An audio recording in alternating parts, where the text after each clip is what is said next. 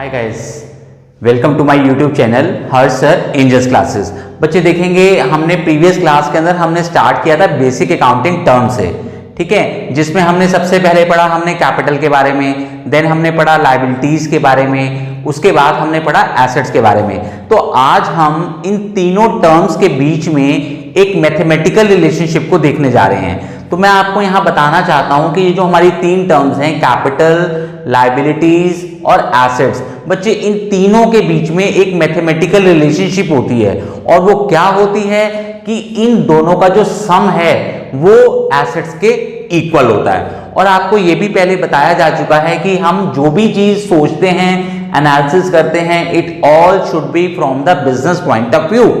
Assets की बात करें तो एसेट्स किसके? Assets of the business. Liabilities की बात करें तो लायबिलिटीज किसकी? Liabilities of the business. Capital की बात करते हैं तो कैपिटल भी ऑफ द बिजनेस। तो इन तीनों में जो मैथमेटिकल रिलेशनशिप है, इस इक्वेशन को जो फॉर्म किया गया है, इस इक्वेशन को एक नाम दिया गया है, that is called an accounting equation. तो आइए पढ़ते हैं एक बार। कह रहे in mathematical terms total assets of a business entity are always equal to the sum of, किसके सम के बराबर है? Total assets of the business owners equity के बराबर है और क्रेडिटर्स इक्विटी के बराबर है, इन दोनों के सम के बराबर है, इक्वल है। और आपको पहले बताया जा चुका है कि लायबिलिटीज का दूसरा नाम क्या होता है बच्चे? Creditors equity. और कैपिटल का दूसरा नाम क्या होता है? Owners equity. और आपको मैं एक बार रिकॉल करवा दूं, फिर से रिवाइज करवा दूं कि ये भी लायबिलिटी ऑफ द बिजनेस होती है, ये भी लायबिलिटी ऑफ द बिजनेस होती है। दोनों में डिफरेंस क्या होता है?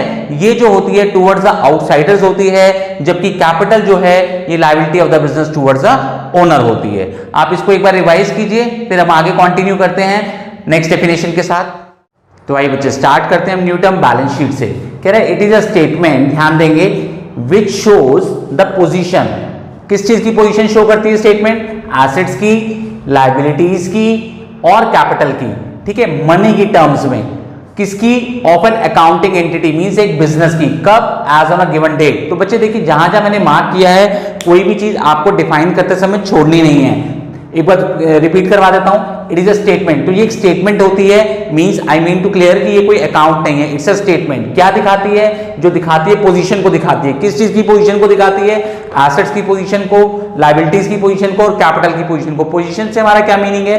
पोजीशन से हमारा मीनिंग है कि लायबिलिटीज कितनी है, कैपिटल कितनी है, एसेट्स कितने हैं, इनके amounts in money terms, money की टर्म्स में। किसकी position? Of an accounting entity, means एक बिजनेस की। कब? As on a given date. Given date means generally at the end of the year, साल के आखिर में। हम कहते हैं बच्चे ये जो बैलेंस शीट है ये फॉर्मल रिप्रेजेंटेशन होती है।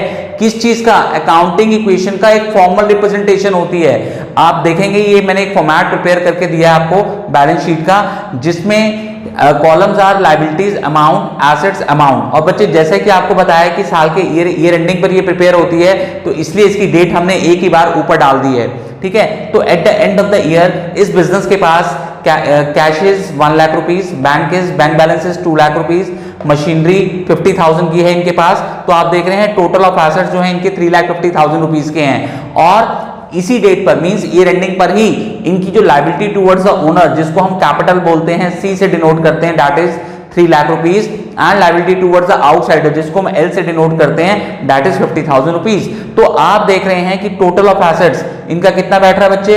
3,50,000 रुपीज। और कैपिटल और लायबिलिटीज मींस टोटल लायबिलिटीज का जो सम बैठ रहा है ऑल्सो 3,50,000 रुपीज। तो जब भी हम बैलेंस शीट प्रिपेयर करते हैं तो ये लेफ्ट साइड जो लायबिलिटीज है, राइट साइड जो एसेट्स है, ये टोटल ऑफ लायबिलिटीज हो गया और ये टोटल ऑफ एसेट्स हो गया। ये दोनों सम्स जो है बच्चे हमेशा ऑलवेज इक्वल रहने चाहिए।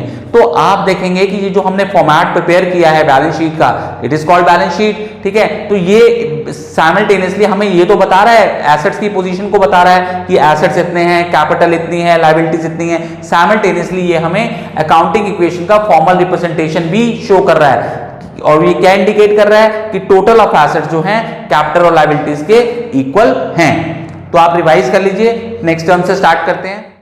तो आइए, next is goods. All those articles or items which a business firm purchases for resale at a profit। ध्यान देंगे बच्चे कि प्रॉफिट अर्न करने के पर्पज से जिन भी आइटम्स को एक बिजनेसमैन खरीदता है, उसके पीछे बाय करने का उसका पर्पस क्या होता है कि प्रॉफिट अर्न करना है, मींस जो जितना उसने खरीदा उसमें प्रॉफिट ऐड करेगा, अपना मार्जिन ऐड करेगा और उसके बाद उसको दोबारा से बेच देगा। तो उन आइटम्स को हम क्या बोलते हैं, गुड्स बोलते हैं। तो इस तरीके से आपने देखा ऑल दोज आर्टिकल्स और items which a business firm purchases, क्यों परचेज करती है, रीसेल के लिए, मतलब दोबारा से बेचने के लिए, at a profit means profit earn करके, उसमें अपना प्रॉफिट मार्जिन ऐड करेंगे और हम दोबारा से बेच देंगे। तो एग्जांपल से अगर हम बात करें कि एक फर्नीचर का जो डीलर है, मान लीजिए एक फर्नीचर का बिजनेसमैन है, वो किन चीजों को बाय करेगा कि उसका पर्पस जो होगा कि उसमें प्रॉफिट ऐड करेगा और वो बेच देगा। तो एक फर्नीचर की शॉप वाला टेबल परचेज करेगा, चेयर परचेज करेगा, ठीक है ना, सोफा सेट परचेज करेगा, उसमें अपना प्रॉफिट मार्जिन ऐड करेगा और उनको सेल कर देगा। तो एक फर्नीचर के डीलर के लिए जो टेबल हुई, चेयर हुई, सोफा सेट हुए, क्या हुए, गुड्स हुए ना बच्चे। इसी तरीके से अगर हम एग्जांपल लेते हैं स्टेशनरी के ट्रेडर का, मीन स्टेशनरी के बिजनेसमैन का, तो वो क्या परचेज करेगा, उसके लिए कौन सी आइटम्स होंगी जिनको वो ये सोच के परचेज करेगा कि उसको प्रॉफिट अर्न करना है और प्रॉफिट अर्न करके मींस ऐड करके उसको सेल कर देना है। कॉपीज परचेज करेगा, रजिस्टर्स परचेज करेगा, पेंसिल परचेज करेगा, शॉर्पनर, इरेजर्स वगैरह इस टाइप की आइटम्स वो परचेज करेगा, जिसको बाय करने का उसका पर्पस क्या होगा कि वो प्रॉफिट उसमें ऐड करेगा और उसको रीसेल कर देगा। तो इस तरीके से वो उसके जो आइटम्स अभी मैंने डिस्कस की वो सारे उसके क्या कहलाएंगे, गुड्स कहलाएंगे।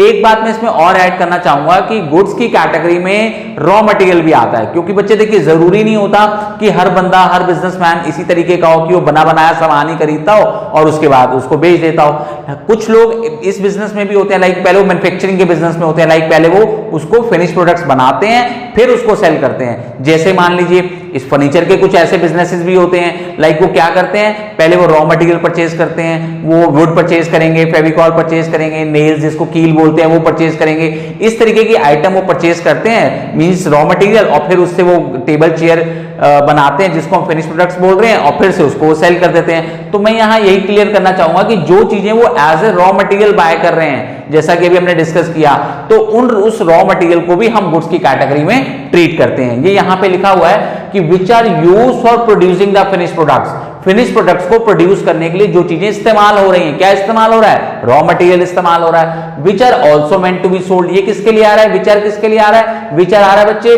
फिनिश प्रोडक्ट्स के लिए आ रहा है। फिनिश प्रोडक्ट्स क्या हुए, टेबल चेयर जो भी हमने बनाई है, ठीक है।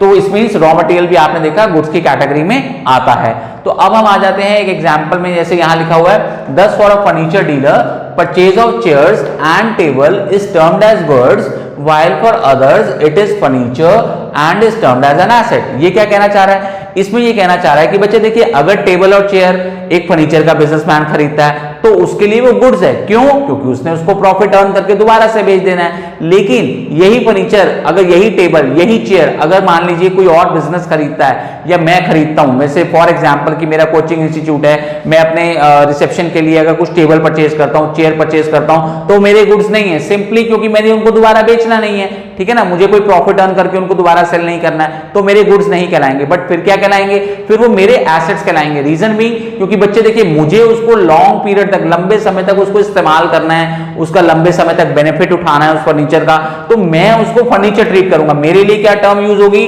Purchase of table, purchase of chairs, उसके लिए मैं फर्नीचर यूज करूंगा, मैं गुड्स यूज नहीं करूंगा। गुड्स कौन यूज करने वाला है, गुड्स यूज करने वाला है फर्नीचर का डीलर, अगर वो उनको बाय करता है तो जैसा मैंने आपको बताया कि अगर अदर्स, यहां लिखा है ध्यान दीजिए, फॉर अदर्स, अदर्स मींस कि कोई अदर देन फर्नीचर डीलर, तो अगर other than furniture dealer table purchase करेगा, चेयर परचेज करेगा, तो उसके लिए वो फर्नीचर कहलाएगा और उसको हम क्या शो करेंगे, उसको हम एज एन एसेट शो करेंगे। अब आ जाते हैं बच्चे हम ड्राइंग्स के ऊपर। कह रहे एनी कैश और value of goods withdrawn by the owner for his personal use, private use या डोमेस्टिक यूज। पहले यहां तक समझ लेते हैं बच्चे। देखिए अगर ओनर बिजनेस में से कुछ भी अमाउंट, ठीक है, मनी वैल्यू मतलब मनी कैश, ठीक है, कुछ भी अमाउंट विड्रॉ कर लेता है अपने पर्सनल यूज के लिए, प्राइवेट यूज के लिए, डोमेस्टिक यूज के लिए, तीनों का मीनिंग सेम है। हम पर्सनल यूज बोलें, प्राइवेट यूज बोलें, डोमेस्टिक यूज बोलें, meaning is one the same.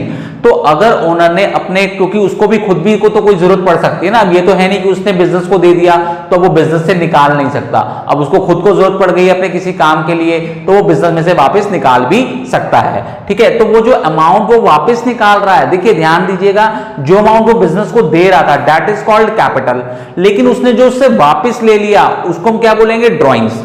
इसको मैं एग्जांपल से आपको समझाता हूं कि मान लीजिए आपने बिजनेस को 1 लाख रुपया दिया, तो जो 1 लाख रुपीज जो आपने बिजनेस को दिए हैं तो you will say that capital is 1 lakh rupees, क्योंकि ये अमाउंट आपने दिया है। लेकिन अगर उस 1 लाख में से आपने 15,000 रुपीज निकाल लिए हैं अपने पर्सनल यूज के लिए, तो 15,000 को आप क्या बोलेंगे, ड्रॉइंग्स बोलेंगे। ठीक है, एक तो ये हो गया कि अगर हमने कैश विड्रॉ कर लिया तो उसको हम ड्रॉइंग्स बोल रहे हैं। एक और होता है बच्चे कि any private payments made out of business money are called drawings. तो इसको पढ़ के आप ये समझेंगे कि सिर्फ बिजनेस से मनी निकालना ही ड्रॉइंग्स नहीं होता। अगर हम अपनी कोई पर्सनल पेमेंट, देखो हमारी अपनी पर्सनल पेमेंट्स भी होती है, पर्सनल पेमेंट्स की बात करें एग्जांपल से तो जैसे हमारे ओनर के अपने बच्चे की खुद की स्कूल की फी, ठीक है ना, जो ओनर का जो अपना किड है उसके स्कूल की फी हो गई। हम ये भी कह सकते हैं ओनर के अपने घर का रेंट हो गया, उसके अपने घर का इलेक्ट्रिसिटी बिल हो गया, ठीक है, उसकी अपनी इंश्योरेंस, ओनर की जो लाइफ है उसकी खुद की पर्सनल जो इंश्योरेंस उसने करवा रखा है उसका अमाउंट हो गया। तो इस तरीके से कोई भी जो उसके पर्सनल एक्सपेंसेस हैं वो अगर उसने बिजनेस मनी में से पे कर दिए हैं तो उसको भी हम ड्रॉइंग्स ट्रीट करेंगे, राइट। तो आपने इस तरीके से देखा, सम अप करते हैं कि एनी कैश और value of goods withdrawn by the owner. यहां पे एक और चीज आ गई, वैल्यू ऑफ गुड्स, जो कि मैंने अभी आपको नहीं बताई। वैल्यू ऑफ गुड्स क्या होता है बच्चे, जैसे मान लीजिए आपका ग्रोसरी शॉप का बिजनेस है और आपने क्या किया अपने घर के यूज के लिए, अब अगर आपका ग्रोसरी शॉप का बिजनेस है तो आप राइस, शुगर, सॉल्ट, ये सब चीजें आप कहीं बाहर से तो परचेज नहीं करेंगे, अपनी शॉप से ही लेंगे। तो उन चीजों की जो वैल्यू है जो आप घर ले गए हैं, ठीक है ना, अपने पर्सनल डोमेस्टिक यूज के लिए, तो उन गुड्स की, उस सॉल्ट की, उस राइस की, उस शुगर की जो वैल्यू है उसको भी आप ड्राइंग से कंसिडर करेंगे। तो इस तरीके से आपने देखा, आप बिजनेस में से कैश निकालें या फिर गुड्स निकालें जिसकी मनी वैल्यू लेंगे आप, या फिर आप कोई अपनी पर्सनल पेमेंट बिजनेस में से कर देते हैं तो वो अमाउंट भी ड्राइंग्स की कैटेगरी में आएगा, ड्राइंग्स कहलाएगा। हम इसमें एक चीज ऐड कर रहे हैं, कह रहे हैं ड्राइंग्स डिक्रीज द कैपिटल। बच्चे ड्राइंग्स जो है, ड्राइंग्स का अमाउंट जो है वो हमारी कैपिटल को डिक्रीज कर देता है। इसको आप ऐसे समझे, कह रहे हैं कैपिटल को डिक्रीज कर देता है। कैपिटल मींस, कैपिटल क्या होती है, कैपिटल बेसिकली होती है बिजनेस की रिस्पॉन्सिबिलिटी, बिजनेस की लायबिलिटी उसके टुवर्ड्स द ओनर, ठीक है ना, उसको डिक्रीज कर देता है। तो जैसे मैंने यहां एग्जांपल लिया कि capital, if we say that capital is 1 lakh rupees, तो it means there is a liability of the business towards the owner is 1 lakh rupees. अब ओनर ने क्या किया, अपने बिजनेस में से अपने पर्सनल यूज के लिए अगर 15,000 रुपीज विड्रॉ कर लिए हैं तो कैपिटल रिड्यूस हो जाएगी। ध्यान दीजिए, अब कैपिटल कितनी हो गई, 85,000। जो कैपिटल पहले 1 लाख थी वो रिड्यूस होकर 85,000 हो गई है। इन अदर वर्ड्स हम इसको कह सकते हैं कि पहले जो बिजनेस की रिस्पॉन्सिबिलिटी थी, पहले जो बिजनेस की लायबिलिटी उसके ओनर के टुवर्ड्स 1 लाख थी, वो आफ्टर ड्राइंग्स 85,000 हो गई है।